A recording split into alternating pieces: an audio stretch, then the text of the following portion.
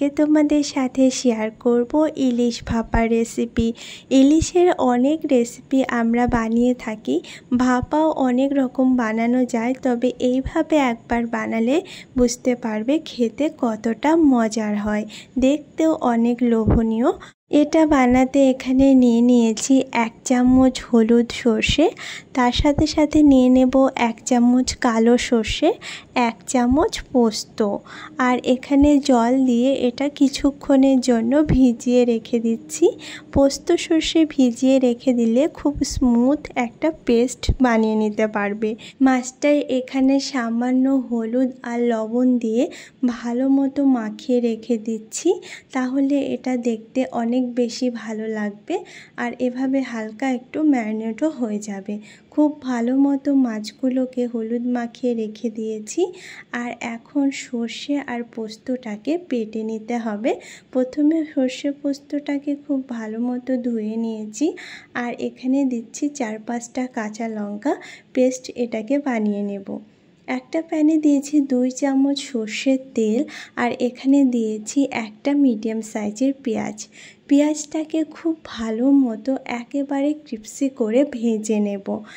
সাধারণত ইলিশ ভাপায় আমরা পেঁয়াজ ব্যবহার করি না, তবে এইভাবে ভাপাটা একবার বানিয়ে দেখতে পারো, খেতে অনেক বেশি মজার হবে, একরকম আলাদা স্বাদের।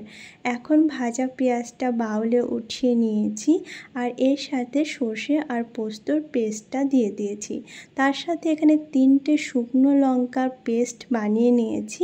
শুকনো লঙ্কার পেস্ট বানিয়ে এটাকে আমি ভাপা করব, দেখতে কালারটা অসাধারণ আসবে, আর তার সাথে সাথে খেতেও অনেক বেশি ভালো লাগবে। এর সাথে 1/2 চামচ লবণ, 1/2 চামচ হলুদের গুঁড়ো, 1/2 চামচ জিরের গুঁড়ো, আর 4 চামচ সর্ষের তেল।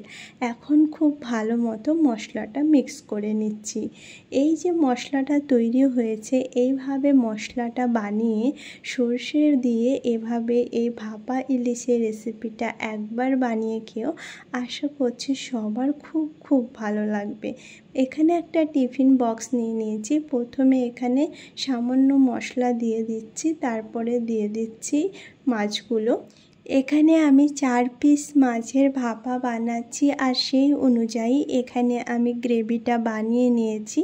মাছের পরিমাণ যদি বেশি হয় তাহলে এখানে গ্রেভিটাও সেইভাবে বানিয়ে নিতে হবে। সবগুলো গ্রেভি উপর দিয়ে দিয়েছি, আর এখন এটাকে স্টিম করে নেব। স্টিম করার জন্য কড়াইয়ে জল রেখেছি, উপর দিয়ে একটা স্ট্যান্ড দিয়ে দিয়েছি।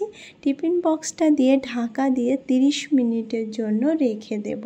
লো ফ্লেমে 30 মিনিট স্টিম করে নিয়েছি, আর তারপর ঠান্ডা হওয়ার পরে এটাকে দেখাচ্ছি।